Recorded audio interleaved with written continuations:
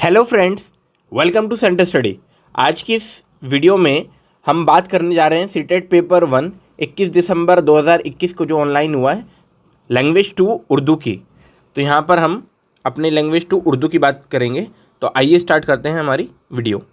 सबसे पहले दोस्तों एक पैसेज दिया हुआ है, उसके ऊपर हमें 8 क्वेश्चन दिए हुए हैं। तो जल्दी से मैं पैसेज पढ़ देता हूँ, आप इसका स्क्रीनशॉट भी ले सकते हैं। अगर आपको क्वेश्चन पेपर का PDF चाहिए तो आपको हमारे टेलीग्राम पर मिल जाएगा, जिसका लिंक आपको डिस्क्रिप्शन बॉक्स में मिल जाएगा। एक मर्तबा झूरी ने दोनों बैलों को चंद दिनों के लिए अपने ससुराल भेजे। बैलों को क्या मालूम था कि वो क्यों भेजे जा रहे हैं। समझे कि मालिक ने हमें भेज दिया। शाम के वक्त दोनों बैल ने नए गांव जा पहुँचे। दिन भर भूखे थे। दोनों का दिल भारी हो रहा था। जिसे उन्होंने अपना घर समझा था वो उनसे छूट गया था। जब गांव में सोता पड़ गया तो दोनों ने जोर मारकर रस से तोड़ा लिया और घर की तरफ चले। झूरी ने सुबह उठकर देखा तो दोनों बैल चरनी पर खड़े थे। झूरी उनको देखकर मोहब्बत से बावला हो गया और दौड़कर उनके गले से लिपट गया। घर और गांव के लड़के जमा हो गए और तालियां बजा बजाकर उनका खैर मकदम करने लगे। झूरी की बीवी ने बैलों को दरवाजे पर देखा तो जल उठी, बोली, कितने नमक हराम बैल हैं, एक दिन भी वहाँ काम न किया। भाग खड़े हुए। झूरी ने अपने बैलों पर ये इल्ज़ाम बर्दाश्त न कर सका। नमक हराम क्यों है, चारा ना दिया होगा तो क्या करते। दूसरे दिन झूरी का साला, जिसका नाम गया था, झूरी के घर आया और बैलों को दोबारा ले गया।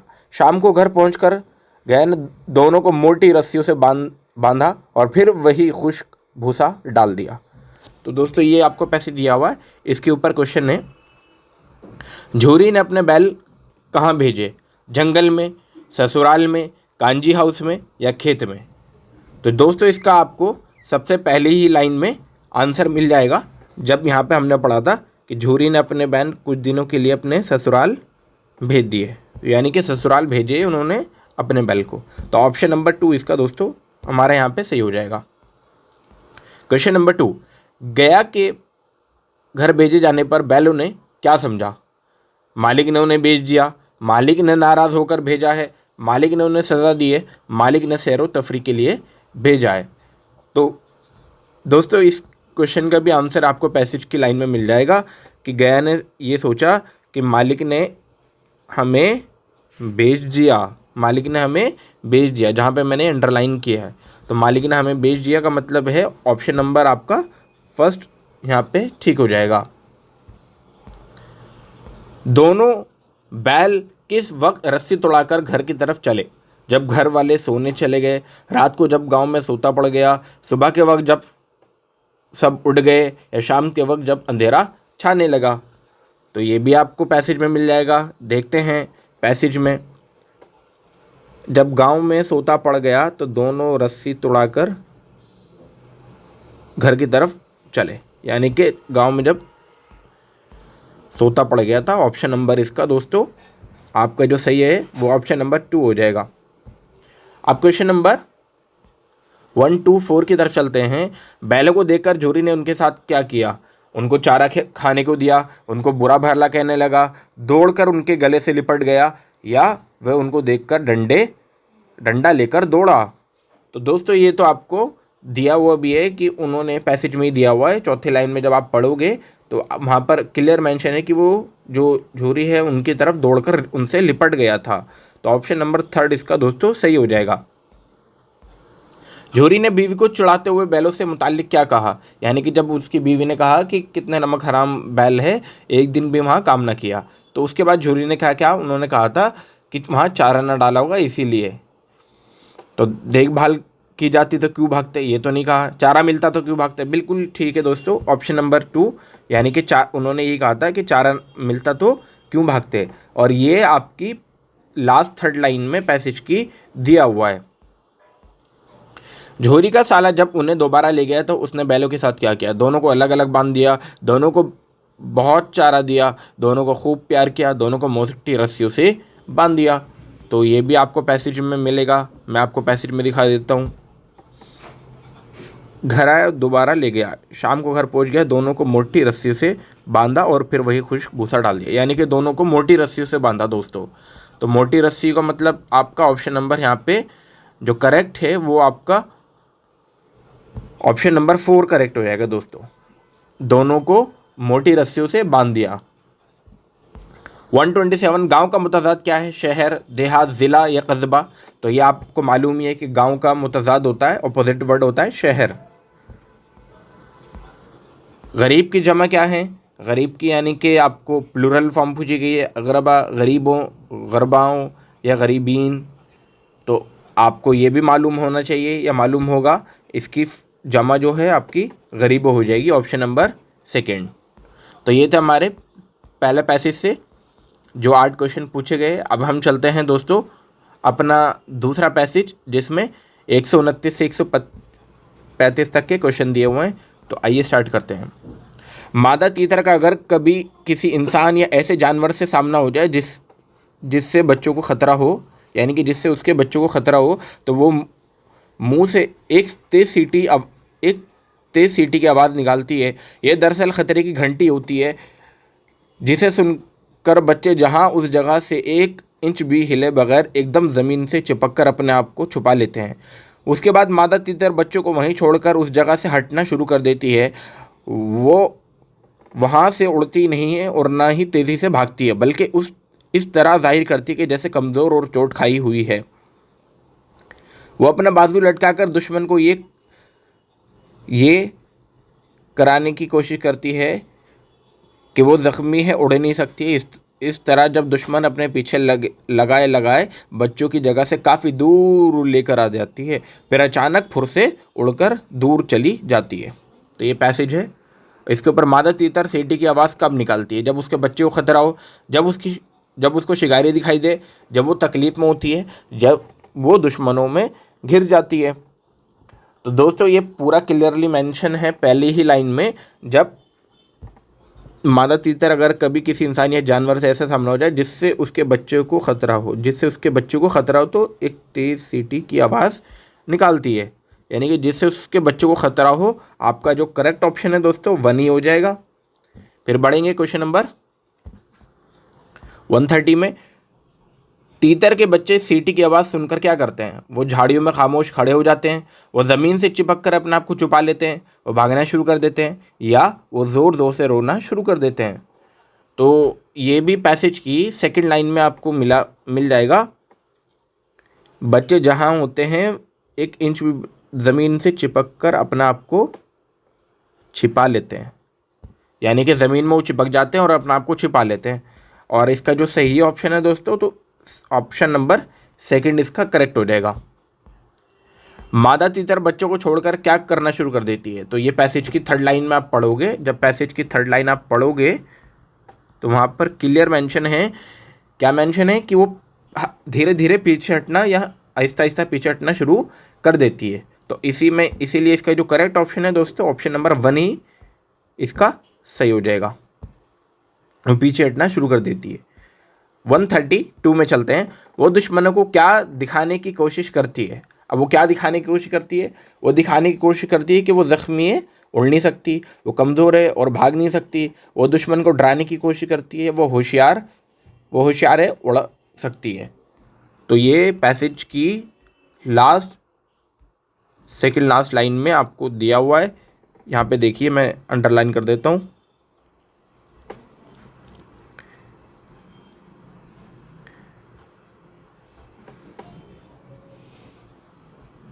इस तरह जाहिर करती है जैसे कमज़ोर, चोट खाई, और यानी कि वो ज़ख्मी है और उड़ नहीं सकती है।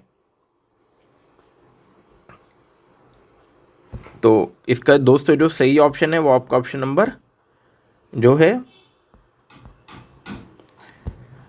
ये जो इसका करेक्ट ऑप्शन है दोस्तों, ऑप्शन नंबर 132 की बात कर रहे थे हम, ये 133 है। ऑप्शन नंबर दोस्तों इसका 1 ही ठीक हो जाएगा, वो जख्मी है, उड़ नहीं सकती है। 133, मादा तितर दुश्मन को अपने बच्चों से दूर लेकर क्या करती है? वो भागकर बच्चों के पास चली आती है, ऐसा तो नहीं था ऑप्शन में। अचानक फुर से उड़कर दूर चली जाती है, ये भी नहीं था। अचानक नज़रों से गायब हो जाती है, ये या वो जंगल में गायब हो जाती है। तो दोस्तों इसका जो सबसे सूटेबल आंसर था वो ये था कि वो अचानक से जब दूर चली जाती है तो एकदम से फुरकर दूर चली जाती है। तो इसका जो सही ऑप्शन है वो ऑप्शन नंबर आपका सेकंड करेक्ट हो जाएगा। 134, ज़ख्मी की जमा क्या है? ज़ख्मियों, ज़ख्मों, ज़ख्मी या ज़खाइमीन। तो इसकी जो जमा है आपको मालूम ही है कि ज़ख्मियों है, ऑप्शन नंबर 1। फिर बढ़ेंगे क्वेश्चन नंबर 135, कमज़ोर का मुतज़ाद क्या है? नाजुक, मजबूत, पुख्ता या बहुत सीधा। तो जैसा कि आपको मालूम ही है कमज़ोर का मतलब मजबूत, ऑप्शन नंबर मुतज़ाद इसका हो जाएगा करेक्ट, ऑप्शन नंबर 2। तो दोस्तों ये थे हमारे 15 क्वेश्चन जो आपसे पूछे गए हिंदी पेडागोजी में, हिंदी 2 में। अब बढ़ेंगे पेडागोजी के वो 15 क्वेश्चन जो आपसे पूछे गए हैं। सबसे पहला क्वेश्चन है, दर्ज झेल में से कौन सी 8वीं जमात के जरिए तालीम की बाबत हक तालीम एक्ट 2009 की सिफारिश में शामिल है? यानी कि शामिल पूछा गया है। जहाँ तक अमली तौर पर मुमकिन हो मादरी ज़बान में 8वीं जमात तक ज़रिए तालीम होना चाहिए, यानी कि आपकी जो मातृभाषा है जो आपकी, उसी में 8वीं क्लास तक, जहाँ तक पॉसिबल हो 8वीं क्लास तक उसमें पढ़ाया जाए। पहला ऑप्शन ये कह रहा है। या स्कूलों में मादरी ज़बान को ही ज़रिया तालीम होना चाहिए? नहीं, ये तो मतलब ओनली ऑप्शन आ गया, तो ये तो आपको गलत हो जाना है। सिर्फ मादरी ज़बान में तालीम दे ऐसा तो बिल्कुल नहीं है। घर की ज़बान को ज़रिए तालीम होना चाहिए, ये भी नहीं है। जबकि क्या है, मादरी ज़बान की बात की गई है। रियासत की ज़बान को ज़रिए तालीम होना चाहिए, ये भी नहीं है। तो सिर्फ एक ऑप्शन इसमें करेक्ट आ रहा है, और जो कि ऑप्शन नंबर 1 है दोस्तों, कि जहाँ तक अमली तौर पर मुमकिन हो मादरी ज़बान में, यानी कि मातृभाषा में ही 8वीं जमात तक जो तालीम हो वो करानी चाहिए। अब बढ़ेंगे क्वेश्चन नंबर 137 में, दस्तूर हिंद में हिंदी ज़बान को कौन सी हैसियत हासिल है?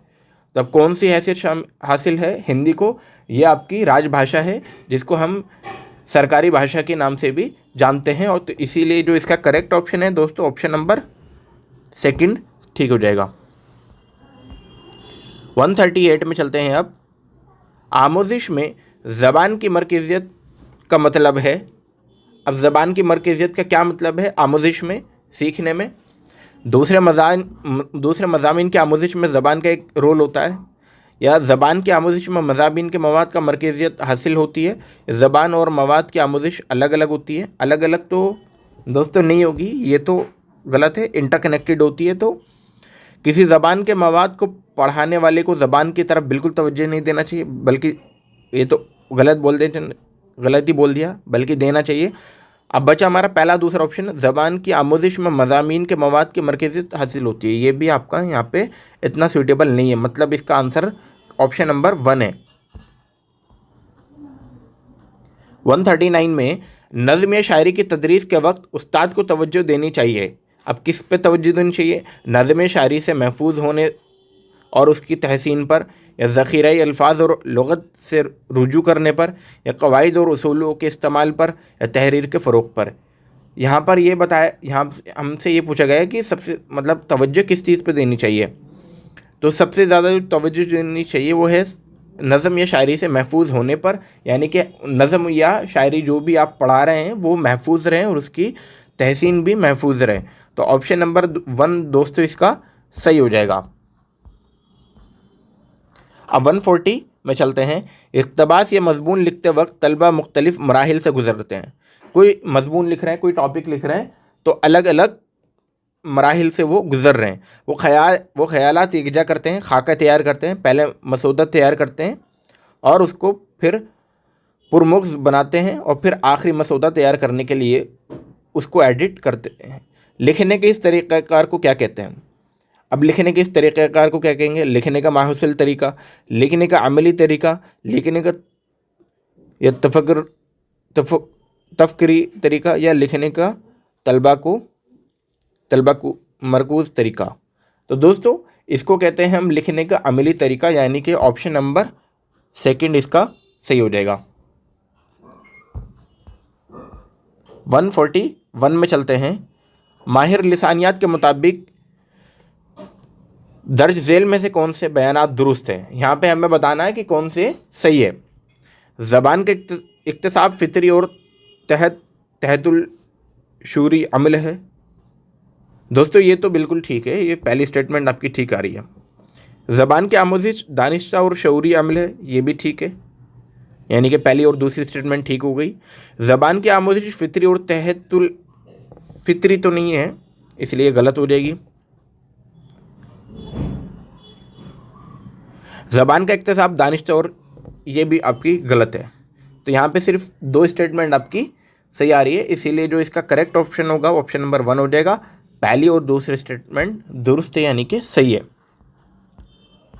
142 में एक उस्ताद होटल के मेन्यू कार्ड को बोलने की सरगर्मी के लिए इस्तेमाल करता है। एक होटल का एक कार्ड है, एक टीचर उस कार्ड को एक तरीके से सरगर्मी के तौर पे यूज़ कर रहा है। वो 4 तलबा पर मुश्तमिल एक ग्रुप से कहता है कि वो मेन्यू कार्ड को देखकर तकरीबन 1500 रुपये का खाना मंगवाए, यानी कि हर क्लास को 4-4 बच्चों में डिवाइड कर दिया, 4-4 के ग्रुप में, और कहता है कि 1500 रुपये का खाना आप ऑर्डर करो। मेन्यू कार्ड में अलग अलग टाइप के खाने होते हैं, उसमें अलग अलग प्राइस होते हैं, तो आपको 1500 से ऊपर नहीं करना है।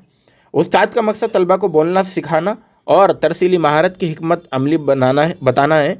यहाँ होटल के मेन्यू कार्ड का क्या रोल है। अब होटल का मेन्यू कार्ड जो बच्चों को दिया था उसका क्या इंपॉर्टेंस है, मतलब क्या रोल उसमें है। ज़बान की तदरीस के लिए मवाद, या छपा हुआ कागज़, या आलाई हिकमत, या आमोजिश का गैर मुस्तनिद मवाद।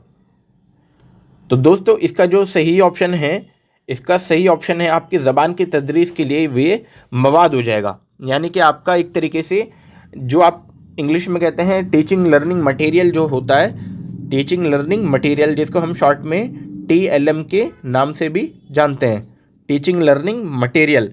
तो आप टीचिंग लर्निंग मटेरियल के तौर पे इसको यूज़ कर सकते हैं। अब 143 में चलते हैं।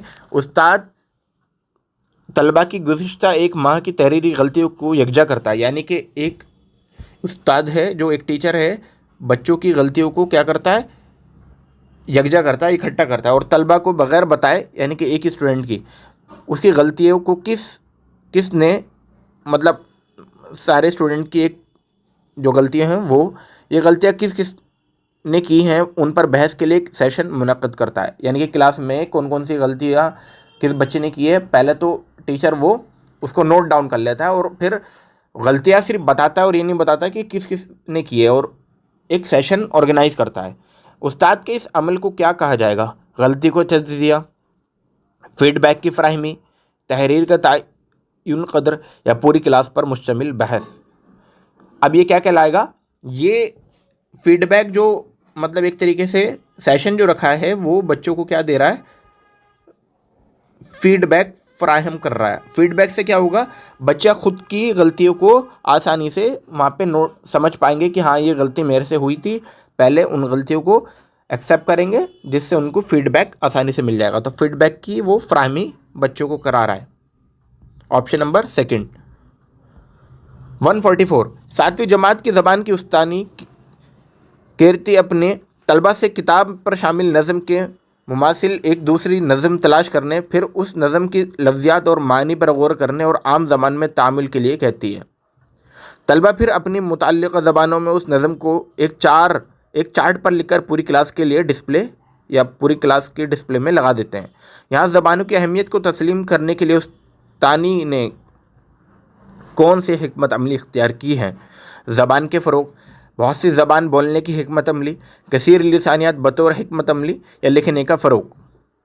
अब दोस्तों इसमें जो सही ऑप्शन है आपका कसीर लिसानियात, यानी कि आपकी मल्टीलिंगुअलिज्म यूज़ की है उन्होंने, ऑप्शन नंबर 3, क्योंकि पहले किताब से कोई पोयम निकलवाई, उस पर और फिर उसको अपने अंदाज में लिखने के लिए कहा। अपने अंदाज में यानी कि आपकी अपनी मातृभाषा भी हो सकती है जिसको आप मात्र जिसको जो लैंग्वेज पसंद हो या जिस लैंग्वेज में वो लिख सकता हो वो लैंग्वेज में वो पोएम को लिखे या उसके बारे में कोई चीज़ लिखे। तो उसमें क्या होगा कि पोएम की लैंग्वेज अलग होगी और आपकी मातृभाषा की लैंग्वेज अलग हो सकती है। तो वहाँ पे आपकी मल्टीलिंगुअलिज्म यूज़ हो रहा है, यानी कि कसीर लिसानियत। तो ऑप्शन नंबर 3 इसका दोस्तों सही हो जाएगा। 144 के बाद 145, मुस्तमिल ज़बानों के मुताल्लिक़ को क्या कहते हैं? समाजी लिसानियत, नफ्सियाती लिसानियत, तकलीब रस्म हस या मुतालियाती ज़बान। तो इसको कहते हैं आपका समाजी लिसानियत, यानी कि ऑप्शन नंबर 1 दोस्तों इसका सही हो जाएगा। 146 में चलते हैं अब। ज़बान की आबजिश के बारे में कौन सही नहीं है? यहाँ पर पूछा है सही नहीं है। तलबा मुख्तलिफ मराहिल से गुज़रते हैं, ये तो ठीक है बिल्कुल। मतलब तलबा जब ज़बान सीखते हैं तो मुख्तलिफ मराहिल से, यानी कि अलग अलग फेजेस से वो गुज़रते हैं। पहले अल्फ़ाबेट सीखते हैं, फिर वर्ड सीखते हैं, फिर सेंटेंस सीखते हैं। तो ये आपका मराहिल होता है। जैसे कि पहले ABCD सीखा, फिर आपका कोई वर्ड बनाना सीखा, जैसे एप्पल सीख लिया, और फिर एप्पल से कोई सेंटेंस बनाना सीख लिया। तो ये आपका एक तरीके से आपका एक फ़ेज़ है, जो एक मराहिल है, जिससे हर अलग अलग मुख्तलिफ मराहिल से वो गुज़र रहे हैं। तो ये पहला ऑप्शन तो ठीक है। किसी एक ज़बान के तमाम बच्चों के मराहिल यकसा होते हैं, लेकिन शुरू नमो मुख्तलिफ होते हैं, ये भी ठीक है दोस्तों। यानी कि जो सभी बच्चों के जो मराहिल होते हैं सब एक जैसे होते हैं, लेकिन उसमें जो शुरू नमो जो होता है वो उनका मुख्तलिफ होता है, ये बिल्कुल ठीक है। तमाम ज़बानों में मराहिल यकसा होते हैं। अब कुछ हद तक ये बात सही है, कुछ हद तक ये बात बिल्कुल ठीक है। अब आपका ऑप्शन है बच्चों की गलतियों की इस्लाह हमेशा ज़रूरी होती है। दोस्तों ये बिल्कुल गलत है। इस स्टेटमेंट के अकॉर्डिंग, इस क्वेश्चन के अकॉर्डिंग बच्चों की इस्लाह हमेशा ज़रूरी नहीं होती है। क्यों? क्योंकि अगर हमेशा उसको हम रोक टोक करेंगे, हमेशा उसकी गलतियों को हम इस्लाह करेंगे, तो वो फिर बोलेगा नहीं, या ज़बान की आमोजिश वो नहीं कर पाएगा, ज़बान को अच्छे से नहीं सीख पाएगा। फिर उसको ये लगेगा कि मेरी हर चीज़ हर जगह गलती निकल रही है। फिर वो एक चिड़चिड़ापन उसके अंदर आ जाएगा, और जिससे क्या होगा, उसकी ज़बान वहीं रुक जाएगी। तो इसीलिए इसका जो करेक्ट ऑप्शन है कि बच्चों की गलतियों की इस्लाह हमेशा ज़रूरी है। हमेशा, अगर ये होता कि ज़रूरी होती है तो तब तो ये ऑप्शन ठीक हो जाता है, लेकिन यहाँ लिखा है हमेशा ज़रूरी होती है, तो हमेशा ज़रूरी नहीं होती है। बच्चा खुद भी कभी कभी सीखता है। 147 में चलते हैं आप। कवायद की मौसर तदरीस आमोजिश के लिए हवाले से कौन सा बयान दुरुस्त है? अब कौन सा बयान दुरुस्त है दोस्तों? हमसे यहाँ सही स्टेटमेंट पूछी है। तलबा को पहले कवायद को उसूलों से मुतारिफ़ करना और फिर मिसालें देना चाहिए। यानी कि हमें यहाँ पर ये बताना है कि कवायद यानी कि ग्रामर, पहले बच्चों को पहले ग्रामर के उसूल बताने, यानी कि रूल बता दिए, पहले रूल बता दिए, और फिर पहले रूल और फिर एग्जाम्पल किसी ग्रामर को सिखाने के लिए।